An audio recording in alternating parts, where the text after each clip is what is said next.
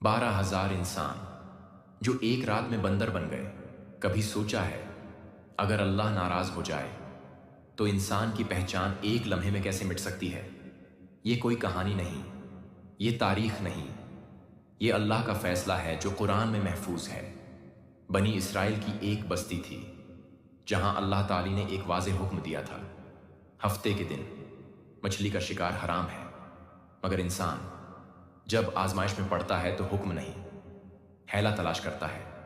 उन्होंने शिकार नहीं किया, उन्होंने चालाकी की। हफ्ते के दिन पानी में जाल बिछा दिए गए, मछलियां खुद बखुद जाल में आ गईं और उतवार के दिन कहा गया हमने तो हफ्ते के दिन कुछ किया ही नहीं। वो समझते थे कि वो अल्लाह को धोखा दे रहे हैं, मगर वो ये भूल गए थे कि अल्लाह दिलों के इरादे भी देखता है। इस बस्ती में 3 किस्म के लोग थे।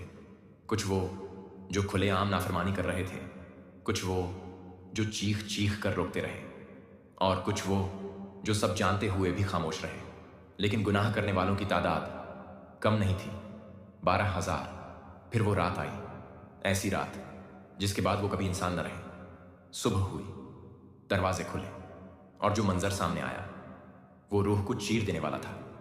चेहरे इंसानों जैसे, आंखों में पहचान, मगर जिस्म बंदरों के थे।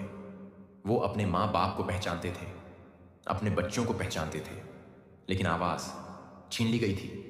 वो चीखना चाहते थे मगर सिर्फ आवाज़ें निकलती थीं, अल्फाज नहीं। 3 दिन तक वो जिल्लत का निशान बने रहे और फिर अल्लाह का फैसला पूरा हुआ। सब के सब खत्म कर दिए गए। हमें डराता नहीं, ये हमें खबरदार करता है।